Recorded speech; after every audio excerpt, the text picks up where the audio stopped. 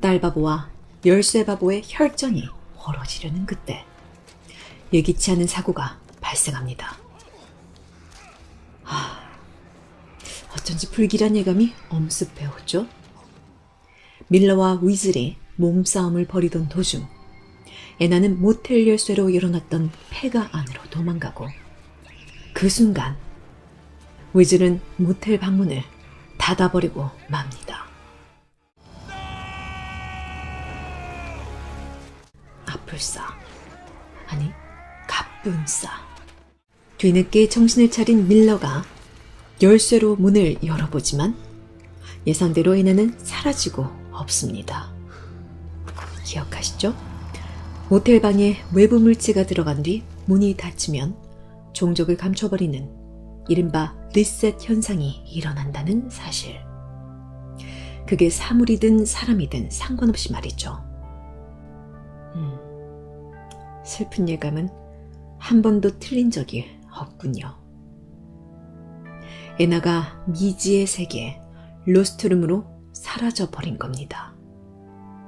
이렇게 순식간에 딸을 잃은 조 밀러는 당혹감을 감출 수가 없는데요. 그런데 여기에 설상가상, 딸을 잃어버린 것도 서러운데 범죄자로 쫓기는 신세까지 됩니다. 사실 이 특별한 물건들에 대해 아는 사람은 위즐 한 명만이 아니었는데요. 일단 모텔 열쇠를 암거래하려 했던 전당포 관계자들도 있지만 조 밀러 형사 주변만 봐도 이미 2명이나 그 사실을 알고 있었거든요. 상황은 이렇습니다. 열쇠의 힘을 발견한 조 밀러는 선배 경찰 루와 증거물 분석가 마틴에게 사실을 알리고 도움을 청했었는데요. 미스테리한 사건을 해결하려 고군분투하던 조와 르 그리고 마틴, 이 셋 중 한 사람이 배신을 한 거죠. 바로 증거물 수집가 마틴이었습니다. 로스트룸의 정체를 밝혀가기 시작하면서 점점 그 신비한 힘에 매료된 마틴은 모텔 열쇠를 뺏으려다 결국 동료 경찰 루를 총으로 쏘아 죽이게 되고 자신의 죄를 조 밀러에게 뒤집어 씌우고 마는데요. 그렇게 배신과 누명이라는 이중고를 짊어진 채 조는 딸을 찾기 위해 고독한 추적을 이어갑니다. 오로지 열쇠 하나에 의존한 채로 말이죠.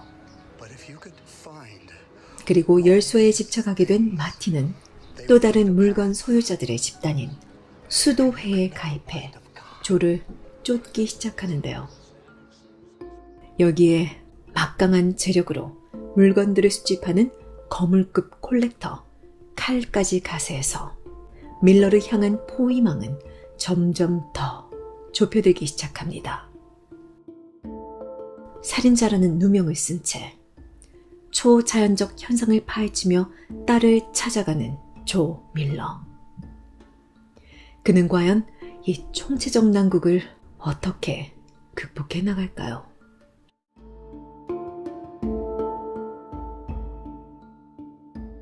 이쯤 되면 우리가 봐온 일상적인 물건들과는 전혀 다른 능력을 가진 특이한 물건들이 로스트룸의 전반을 이끌어간다는 걸 아시겠죠? 잃어버린 방으로 연결되는 모텔 키에 의지한 채 딸 애나를 찾아가는 여정에서 조 밀러가 만나게 되는 각종 희귀템들의 향연이 드라마 로스트룸만의 강력한 매력 포인트인데요. 알려진 바로는 100여 종 이상의 아이템이 있다고 하는데 그럼 얼마나 엄청난 물건들이 있는지 한번 좀 읊어볼까요? 등장 빈도 순으로 정리해보자면 일단 살상무기 볼펜과 모텔키의 능력은 익히 아실 테고요. 아주 흥미로운 물건으로 버스표가 등장합니다. 이 버스표에 닿은 대상은 텍사스에 있는 갤럽이란 마을 근처로 떨어지게 되는데 정말 말 그대로 몸이 붕 떠서 갤럽 길바닥으로 내동댕이 쳐지죠. 이 장면 나올 때마다 정말 많이 웃었는데요. 이 물건을 소유한 월리라는 자는 버스표 이용 장면을 조 밀러에게 들키면서 덜미를 잡히게 되고요. 그 후 밀러에게 물건에 대한 갖가지 정보를 제공해주면서 끝까지 그의 조력자로 활동하게 되죠. 월리가 알려준 정보 중에 연필에 관한 얘기도 나오는데 연필로 테이블을 두드리면 1센트가 나온다고 합니다. 돈을 낳는 연필이라. 요즘 말로 정말 신박한 아이템이죠. 자, 이렇게 이 물건 소유자는 하루 종일 연필을 두들겨서 하루에 $500씩 벌었는데 6개월이나 그렇게 하다가 결국 미쳐버렸다는 우픈 일화도 등장하죠.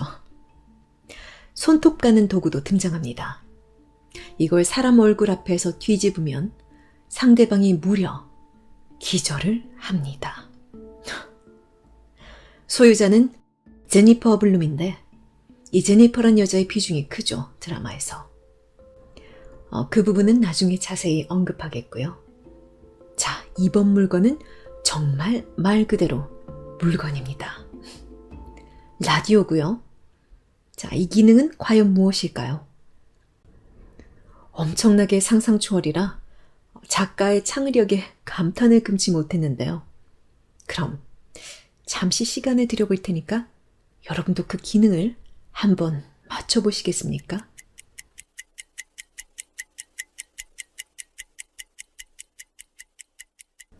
아마 이런 정도의 추측을 하셨을 것 같은데 라디오니까 대충 주파수를 맞춰 다른 사람의 목소리를 도청한다?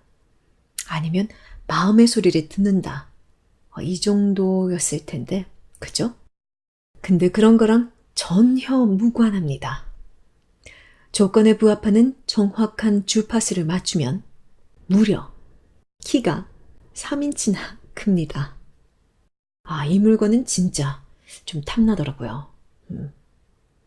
탐나는 아이템이 또 있었는데 바로 빗입니다. 이 빗으로 머리를 빗으면 10초간 시간이 멈추고 소유자만 움직일 수 있어요. 멈춰진 시간 동안 다른 대상들은 모두 고정된 채 오직 소유자만 움직일 수 있기 때문에 다른 사람 눈에는 소유자가 순간이동한 것처럼 보이게 되죠. 단, 멈춘 시간 안에 다른 물건이나 사람을 건드리거나 임의로 조작할 수 없다는 게 한계점이고요. 또 다른 치명적 단점은 쓰고 나면 멀미가 나서 몇 번 연속으로 쓰면 구토를 면치 못한다는 사실. 이건 좀 아쉽네요.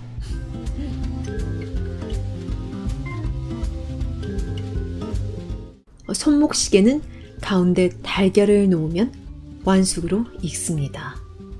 네, 달걀 삶는 기능이 있어요. 그게 다야? 하신다면 섭섭찮게 나중에 또 다른 기능치를 추가 공개할 테니까 잠시만 기다려 주시고요. 자명종 시계는 시계침을 감으면 금속을 녹이고요. 가위는 뒤집었을 때 겨냥한 대상이 회전합니다. 사람도 회전시킬 수 있죠. 나중에 조밀러가 이 기능 때문에 곤혹을 당하기도 하고요. 방어템도 있는데 안경은 연소작용을 억제시켜서 총의 발사를 저지시키는 기능이 있습니다.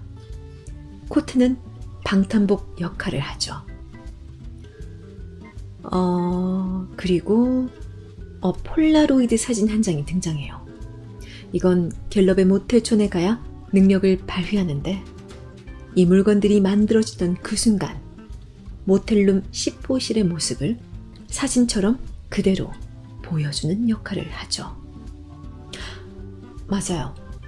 MBC 드라마 아이템에서는 폴라로이드 사진 대신 폴라로이드 사진기가 등장하던데 그 사진기가 미래를 보여주는 동시에 희귀 아이템들이 어디 있는지 위치를 알려주는 기능을 하더라고요.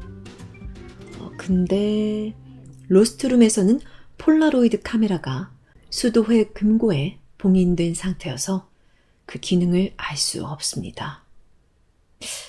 또 드라마 아이템에선 아주 중요한 역할을 하는 물건으로 앨범이 나와요.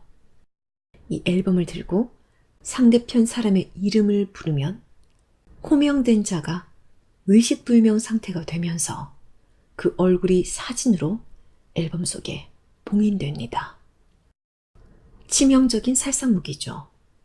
더 무서운 건 봉인된 자의 사진을 찢으면 그가 죽게 된다는 건데요. 근데 현실 공간에선 생물학적으로 사망하는 게 맞지만 영혼이라고 해야 될까요? 네, 어쨌든 눈에 보이지 않는 존재가 된 호명자는 얼핏 놀이공원처럼 보이는 4차원 공간에 갇히게 된다 라고 설정돼 있더군요. 그래서 앨범에 갇혔다가 사진이 찢기면서 죽은 줄로만 알았던 주인공 주지훈 씨의 조카도 사실 그 미지의 공간에 생존해 있었다. 이렇게 진행되던데 여기에 관련된 자세한 얘기는 나중에 본격적으로 풀어보도록 하고요. 자, 다시 로스트룸 속 물건들로 돌아와서 그렇다면 능력치 만렙을 뽐내는 최강 아이템은 무엇일까? 바로 유리눈이 아닐까 하는데요. 소유자는 가프 콜렉터 칼입니다. 칼은 전당포를 운영하면서 엄청난 재력으로 이 문제의 물건들을 수집하는 인물인데요. 그가 가진 많은 물건들 중 탑 오브 탑으로 유리눈을 꼽는 눈치더라고요. 극중에서. 유리눈은 이를 통해 바라보는 대상의 단백질을 마음대로 조절할 수 있는 기능을 갖고 있는데요.